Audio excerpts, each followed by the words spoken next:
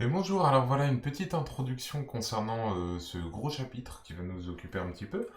Donc c'est un chapitre qui concerne le rappel, enfin un rappel sur les mathématiques, autour bien sûr des notions qui nous sont utiles en sciences de l'ingénieur. Alors il y a tout un tas de choses qu'on va voir ensemble, en exemple là comme ça, le produit en croix, les unités, convertir des unités, manipuler des expressions mathématiques, la trigonométrie, Pythagore-Thalès.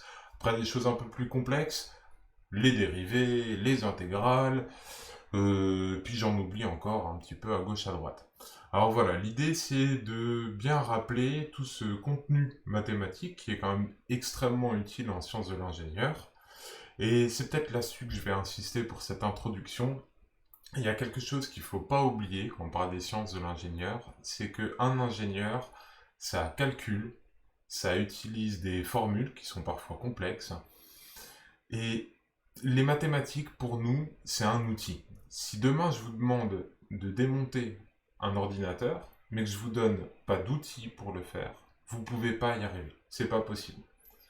Vous pouvez pas faire ça proprement. Et les mathématiques, c'est pareil. Pour faire du calcul dans le cadre des sciences de l'ingénieur, il nous faut l'outil mathématique. C'est hyper important et il faut maîtriser correctement cet outil. Alors moi, ce que je vais vous proposer, c'est ma version des mathématiques. D'accord? Je vais vous montrer ce qui a marché pour moi. Ça ne veut pas forcément dire que ce qui a marché, ça va marcher pour vous. Pardon.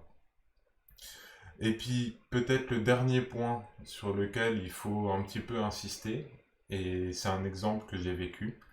Un jour, j'étais au collège, j'avais des élèves qui avaient des problèmes en mathématiques et qui n'arrivaient du coup pas à faire ce que je leur demandais en technologie. Bon, pas de problème. Voilà, j'ai fait un petit rappel de mathématiques et pour être tout à fait franc, ça concernait le produit en croix justement. Et donc je fais mon rappel, je leur explique comment ma méthode marche, ma version du produit en croix, ça marche. Bon, ils trouvaient ça pas mal, mais à un moment, un élève lève la main et me dit Monsieur, ça marche. Le problème, c'est qu'il faut écrire plus que d'habitude.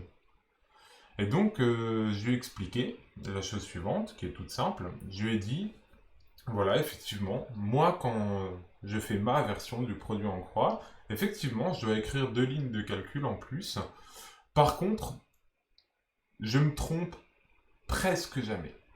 On va dire que pour tous les produits en croix que j'ai à faire, je vais en rater 1 sur 100. Donc ça veut dire que souvent, quand je fais quelque chose, je tombe juste du premier coup. Par contre, l'élève en question qui me disait ça, il le ratait souvent. Donc ça voulait dire qu'il était souvent obligé de recommencer son exo. Et c'est ce que je lui ai dit. C'est ce que je lui ai expliqué, et je lui ai posé la question suivante. Je lui ai dit du coup à la fin, qui est-ce qui écrit plus? Celui qui doit recommencer tout l'exercice depuis le début, ou celui qui a simplement écrit 2 lignes de plus?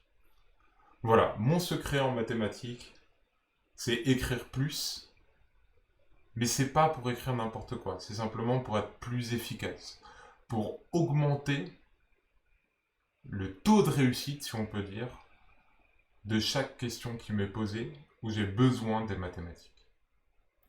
Et sur ces quelques mots et cette petite réflexion, je vous laisse pour un prochain cours.